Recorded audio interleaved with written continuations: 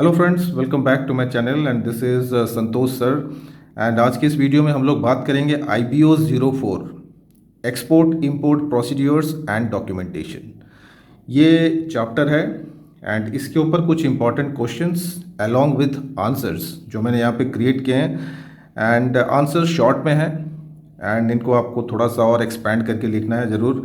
And apart from this आपको और भी अगर आपके पास में कोई स्टडी मटेरियल्स हैं, बुक्स हैं, तो you must also read that. ठीक है, okay. And before we start the video again I will request you, जिन्होंने अभी तक सब्सक्राइब नहीं किया हुआ है मेरे चैनल को, काइंडली सब्सक्राइब, बिकॉज आपके सब्सक्रिप्शन से मुझे बहुत खुशी होती है, मुझे कॉन्फिडेंस मिलता है कुछ और अच्छे वीडियोस बनाऊँ आप लोगों के लिए। ठीक है, ओके फ्रेंड्स, तो स्टार्ट करते हैं वीडियो एंड देखते हैं first question. First question is role of exports in economic development. एक कंट्री के इकोनॉमिक डेवलपमेंट में एक्सपोर्ट्स का क्या रोल प्ले करता है इसको।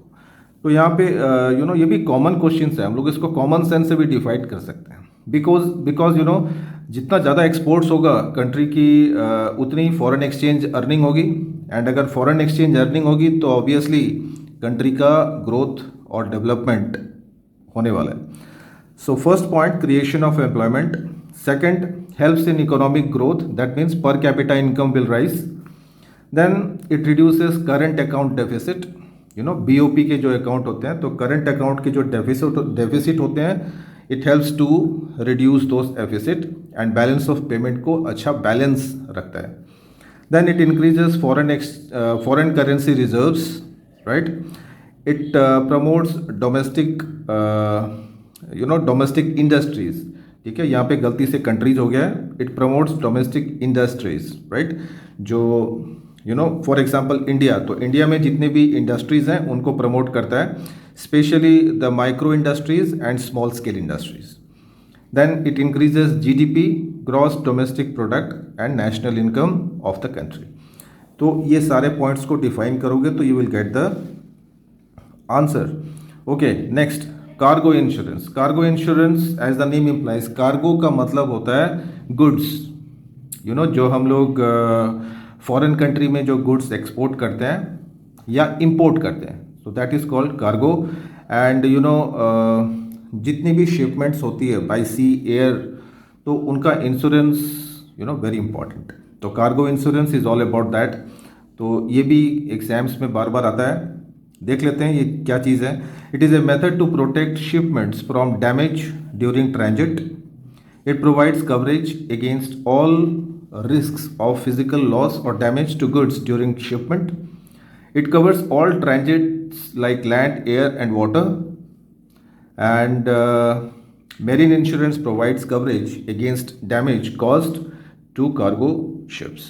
ठीक है, तो ये कुछ पॉइंट्स हैं इनको और भी आप एक्सपैंड करके लिख सकते हैं। एंड माई एम इज़ कि आपका कॉन्सेप्ट क्लियर हो जाए, बाकी डिफाइन करना इजी हो जाएगा। ठीक है, नाउ देखते हैं next important question, functions of clearing and forwarding agents. Port में कुछ ऐसे एजेंट्स होते हैं, ब्रोकर्स होते हैं जो ये काम करते हैं, क्लियरिंग एंड फॉरवर्डिंग। जो कार्गो होते हैं उनको क्लियर करवाना, ठीक है, और फॉरवर्डिंग एजेंट्स मतलब एक्सपोर्ट के लिए, clearing agent for imports, right. तो ये कौन कौन से फंक्शंस परफॉर्म करते हैं। First, they offer warehousing facilities.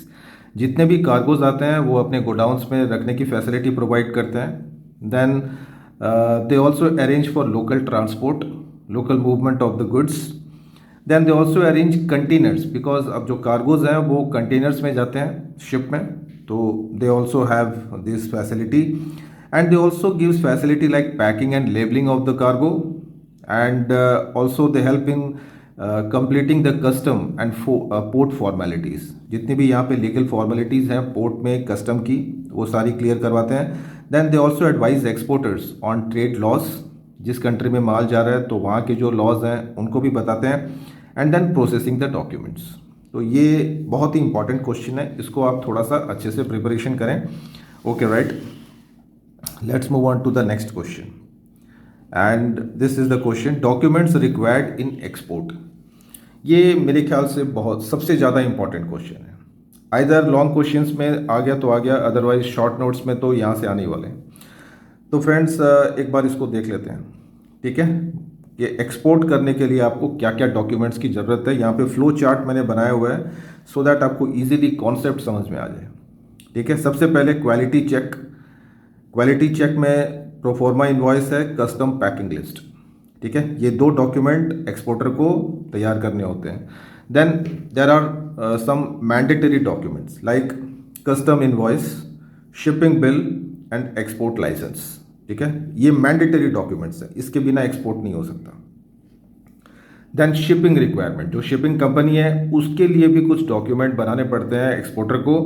That is first is certificate of origin, right, then bill of lading and bill of sight, okay. And for payment obligations, जो importer है, importer से payment लेने के लिए भी document बनाने होते हैं, and that is bills of exchange and letter of credit. तो इसको वन बाय वन इन सबके हम लोग डेफिनेशंस देखते हैं, जो मैंने बहुत शॉर्ट में लिखे हैं। And this is the first one, proforma invoice. Now it is a quotation prepared by an exporter stating the product, its price, quantity, time of shipment, terms of sale and terms of payment, ठीक है। समझ में आ गया होगा, easy है। Custom packing list. Now, it includes details of the goods packed like weight, number of boxes, color, etc. And it is generally pasted or glued on the exterior of the shipment. ठीक है? Okay, then custom invoice. This document contains the value of goods to be exported. It is essential for custom clearance in the receiving country. ठीक है? तो custom invoice ये भी एक proforma invoice और custom invoice, ये दोनों ही इंपॉर्टेंट है। कस्टम में अलग बनाना पड़ता है, प्रोफॉर्मा में अलग बनाना पड़ता है, तो like that. Then comes to shipping bill. Shipping bill पे शॉर्ट नोट्स भी लिखने के लिए आता है, तो आप जितनी जानकारी इसके बारे में कलेक्ट कर सकते हैं उतना अच्छा है। Now it is a document issued by the custom after the exporter applies to acquire this bill. It helps the exporter to get customs clearance, load the goods and claim the duty drawbacks, ठीक है। तो ये बहुत ही important document है shipping bill, ठीक है, mandatory document है। Then export licence. Now without having a legal export licence, an exporter cannot export his goods. Now this document is issued by the government authorizing the firm to conduct export trade, and only after receiving such license an exporter can do exports. So that's very easy, right? Now let's move on to the next point, that is country of origin or certificate of origin भी इसको हम लोग बोल सकते हैं। Now a certificate of origin is a document declaring in which country a commodity was manufactured. It contains information about the product, its destination, कहाँ पे जा रहा है, and the country of export, ठीक है, कहाँ से ऑरिजिन हुआ है, मेन वो कौन सी कंट्री में मैन्युफैक्चरिंग हुआ है। Then bill of lading. Now bill of lading, it is a document issued by the carrier to a shipper describing the type, quantity and destination of goods being carried. It is a shipping receipt that the carrier has delivered the goods. यहाँ से चीज़ समझ में आ गई होगी आपकी, ये भी बहुत इंपॉर्टेंट पॉइंट है, बिल ऑफ लैडिंग, ठीक है। तो ये कैरियर इश्यू करता है शिपर को, right. Then bill of sight. Bill of sight, it is a declaration by an exporter to the custom department in case the receiver is unsure of the nature of goods being shipped. It helps the importer to inspect the goods, bill of sight. Sight का मतलब होता है देखना। Importer पहले goods को देख ले कि मैंने क्या ऑर्डर दिया था और क्या कार्गो आया हुआ है, तो इंस्पेक्शन के बाद में ही वो डिलीवरी ले सकता है। तो ये this is bill of sight. Then letter of credit, ये सबसे इंपॉर्टेंट डॉक्यूमेंट है in import export trade. Now it is a guarantee given by the importer's bank to honor the bill drawn by the exporter. It is a type of guarantee given by the importer's bank कि जो माल जा रहा है, export हो रहा है, उसका payment अगर इंपोर्टर नहीं किया तो मैं पेमेंट करूँगा, ठीक है। इसके बारे में आगे आपको और भी इंफॉर्मेशन मैं देने वाला हूँ क्योंकि बहुत इंपॉर्टेंट टॉपिक है, okay.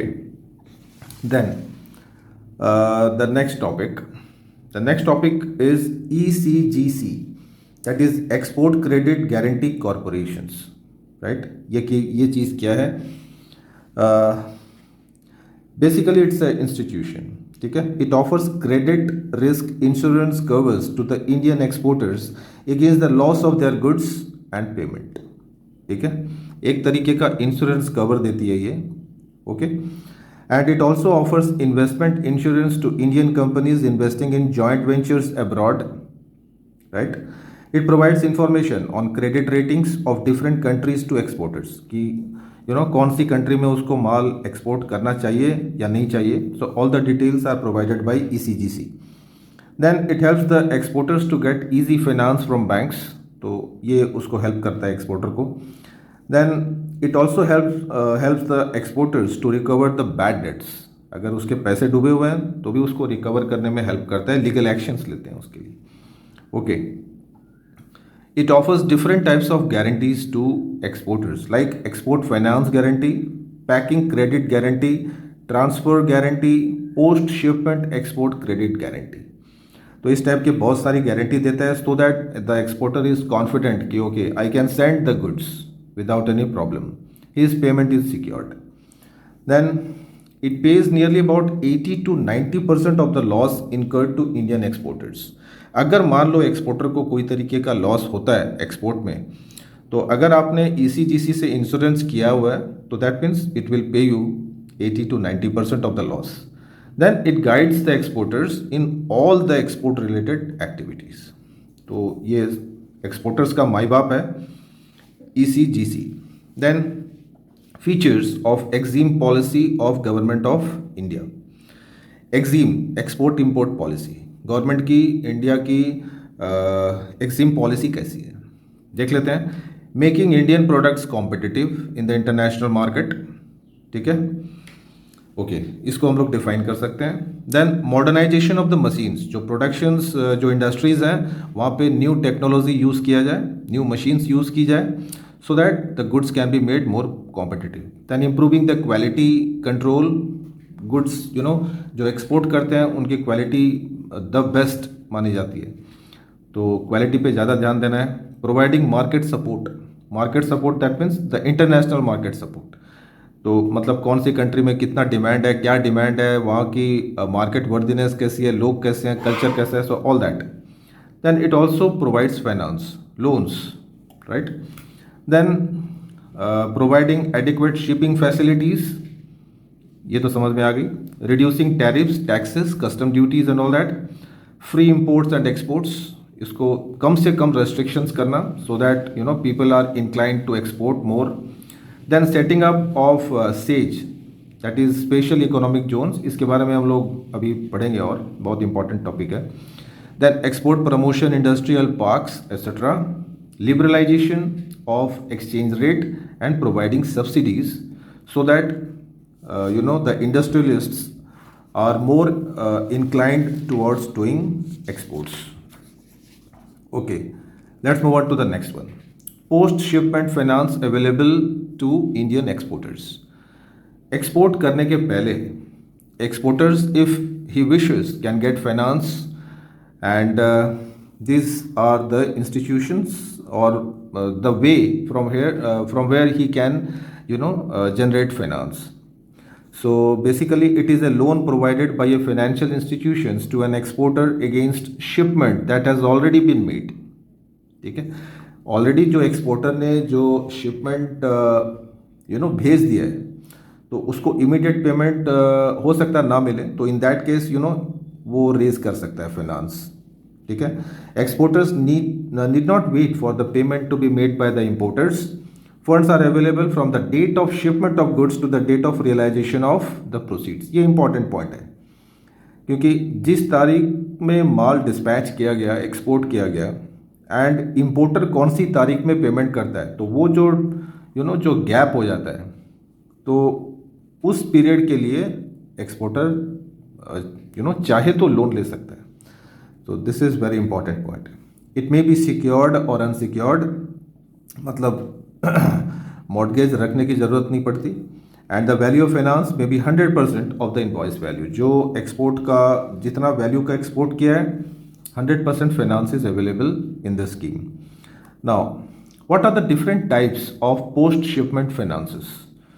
First, discounting of export bills. ठीक है, जैसे कि हम लोग बिल्स ऑफ एक्सचेंज में बिल्स रिसीवेबल्स को बैंक से डिस्काउंट करते हैं, like that. Advance against export bills, bank उनको एडवांस दे सकती है. Then advanced against export on consignment basis. ठीक है.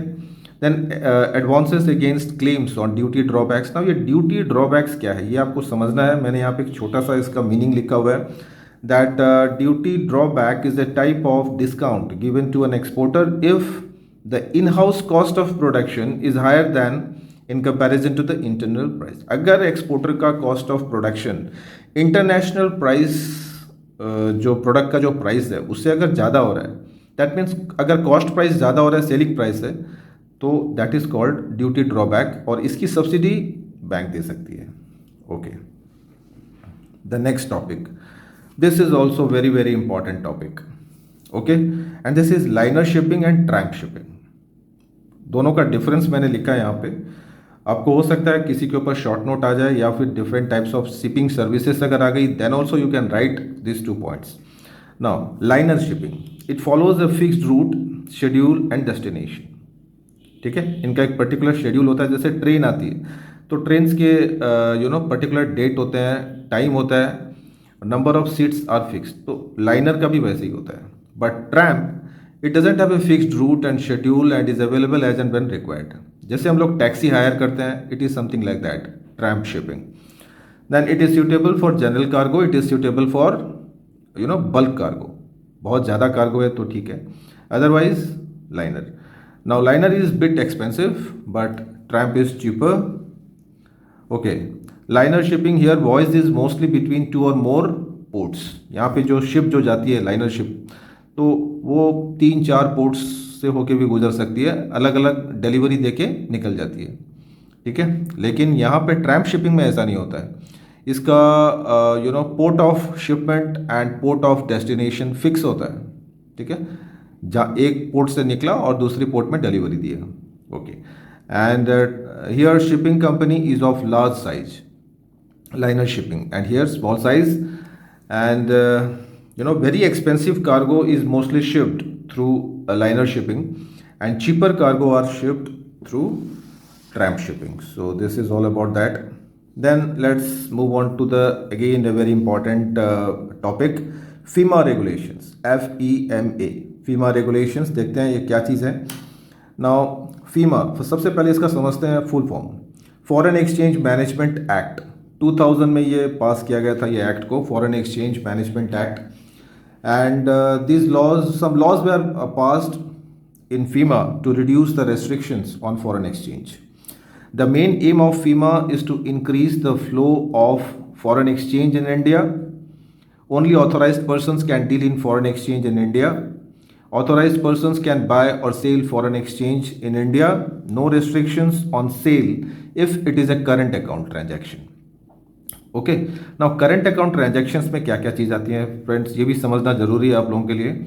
जैसे कि हम लोग फॉरेन ट्रैवल करते हैं, जो खर्चे लगते हैं, so that comes in current account. Education, अगर बाहर पढ़ने जाते हैं तो उसका जो खर्चा होता है वो भी करंट अकाउंट है. मेडिकल एक्सपेंसेस, अगर स्पाउस और चिल्ड्रन अगर बाहर रहते हैं फॉरेन कंट्री में तो उनका जो खर्चा है that is also come under current account. Okay, then RBI fixes the limit of foreign exchange transactions relating to capital goods. Capital goods मतलब plant machineries and all that. तो ये capital account and for current account, बस यही फ़र्क है इसके अंदर. And it is the duty of the exporter to disclose the true and correct details of all the goods that he has exported. Okay. The next important topic is EDI. EDI stands for Electronic Data Interchange. ठीक है, तो इसका actually हम लोग थोड़ी देर के बाद में इसको पूरी तरीके से कवर करेंगे. ये भी इंपॉर्टेंट है EDI. उसके बाद में हम लोग देख लेते हैं SEZ, SEZ, special economic zones and how it helps to increase exports. ये भी बहुत ही इंपॉर्टेंट क्वेश्चन है. Now SEZ, that is special economic zones, is an area in which the business and trade laws are different from the rest of the countries. ठीक है, इसके main objectives क्या हैं? To generate additional economic activity, to promote exports, to promote investment from domestic and foreign sources, to create employment opportunities, to develop infrastructural facilities so that exports can be done easily. इसके main features देख लेते हैं friends.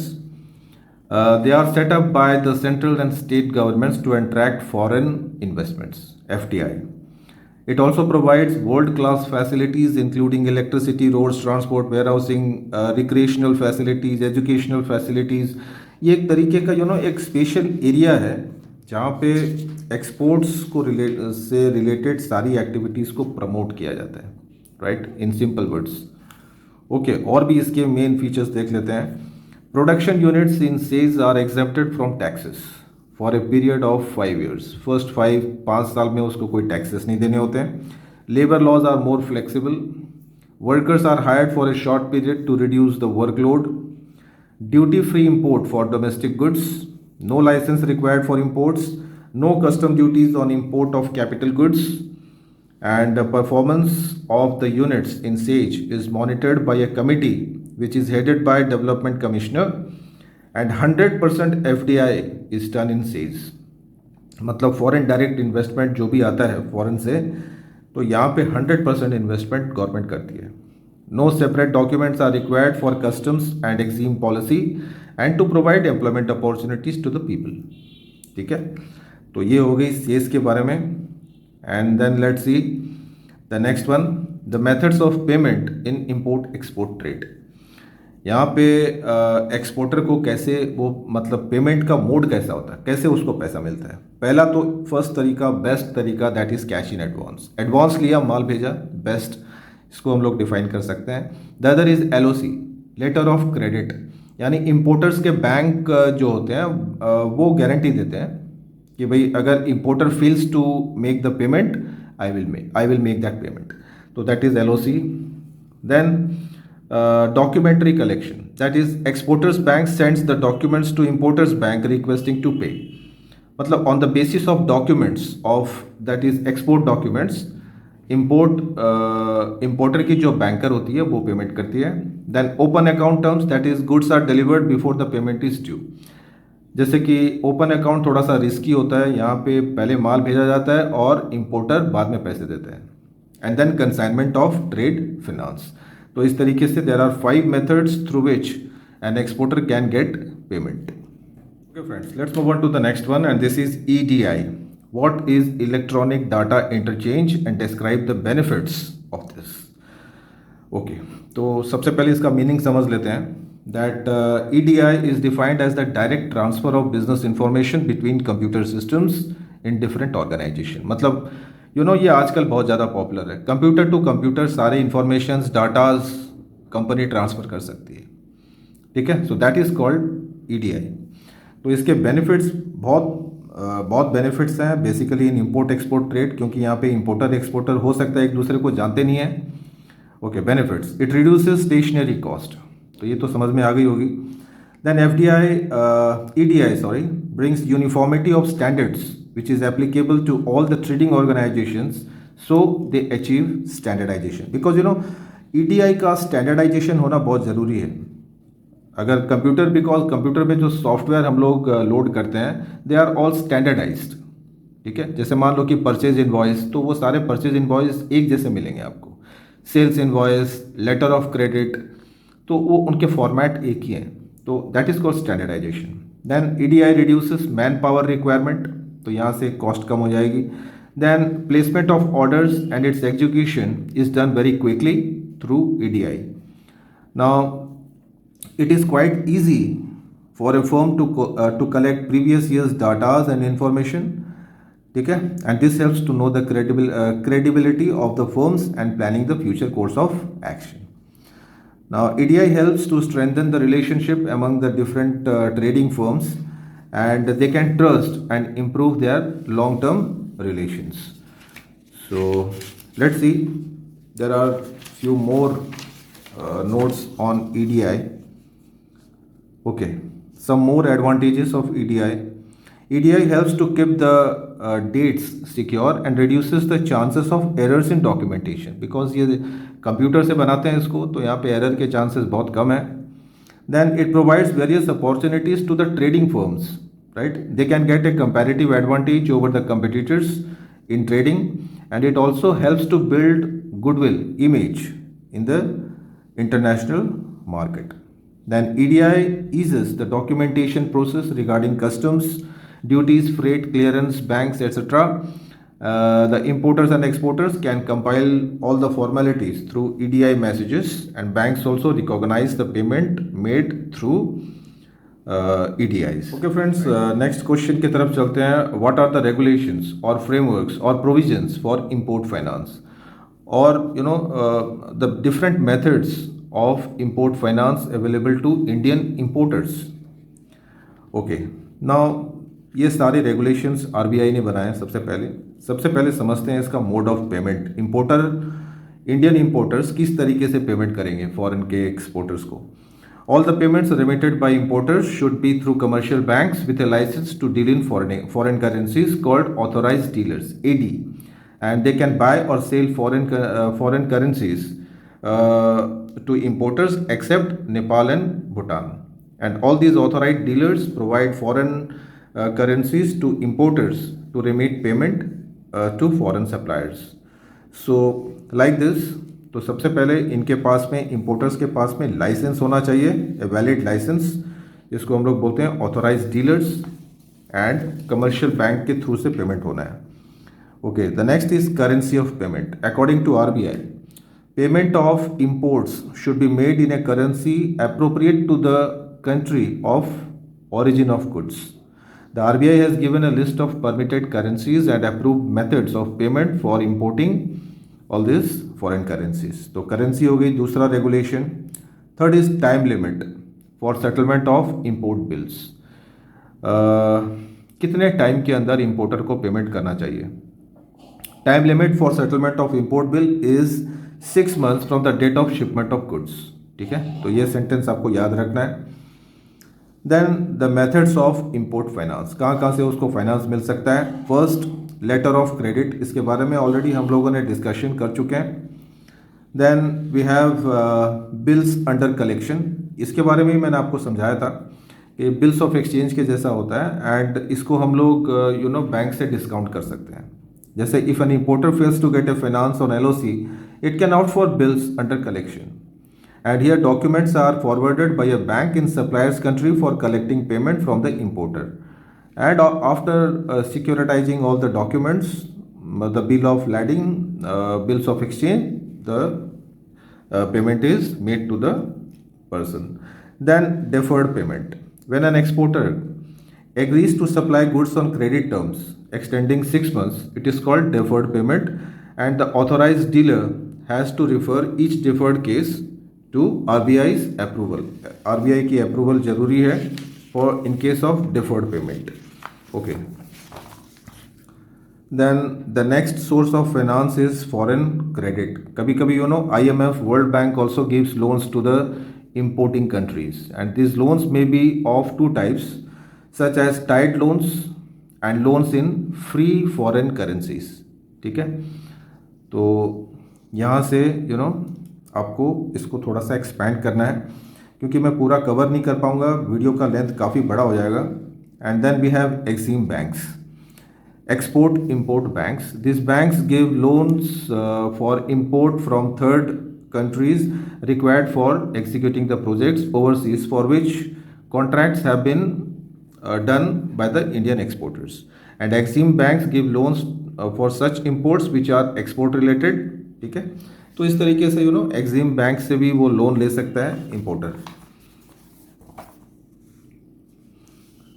Okay friends, next question चलते हैं. Explain the procedures of custom clearance of export cargo by sea and by air. Export करते वक्त अभी हम लोगों ने डिस्कशन किया था कि क्या क्या डॉक्यूमेंट्स चाहिए, और यहाँ पे क्लियरेंस के बारे में है. ठीक है, सबसे पहले समझते हैं clearance by sea. Clearance by sea में सबसे पहले समझते हैं stages of custom clearance. There are basically 4 stages. Processing the documents at the custom house, physical examination of goods, and supervision of loading by custom officer, and then post shipment endorsed by the custom officer.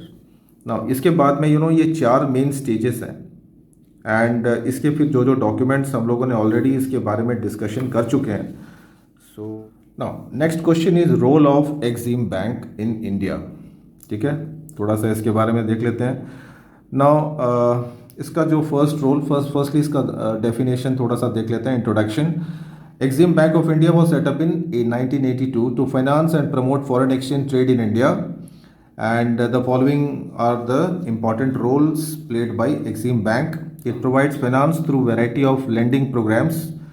ठीक है, finance provide करते हैं for international trade.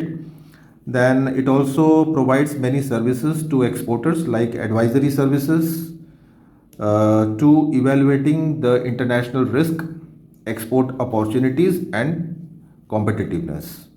It also carries out various research and analysis of specific industries to find the potential of each industry, and it has many lending services and programs through which this it can finance the international trade. For example, export credit, pre-shipment credit, export marketing finance, so all that.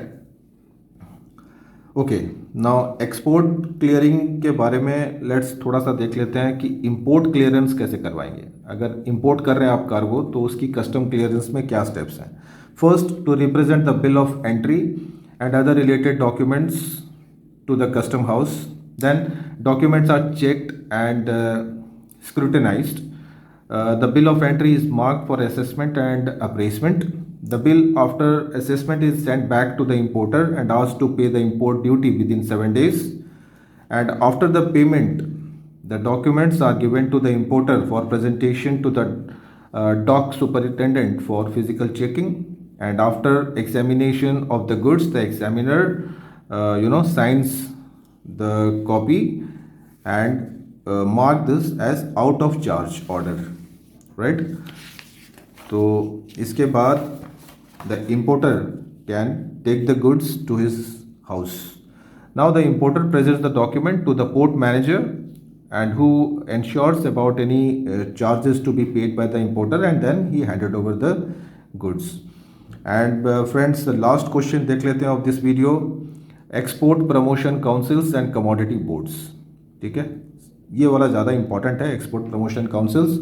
Now these are set up to promote export of specific products and services from India, and there are about 22 such councils in India, and their main functions are: they provide marketing assistance like identifying prospective importer, policies of the importing countries, product design, specifications, agents, channels, warehousing, सारी चीज़ों की information ये councils provide करती है exporters को specially.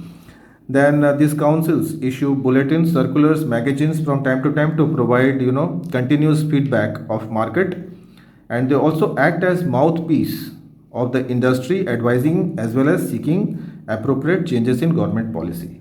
And they have a list of products and industries of exporters. मतलब ये सारी जितने भी एक्सपोर्ट करते हैं एक्सपोर्टर्स, उनकी सारी नेम लिस्ट, उनका सारा बायोडाटा इनके पास में होता है. Okay friends, that's all in this video, and I hope कि ये वीडियो से आपको बहुत ही हेल्प मिलने वाली है. And kindly watch the video, like the full video, and also take help from your study materials. So see you in the next video. Till then, goodbye, take care.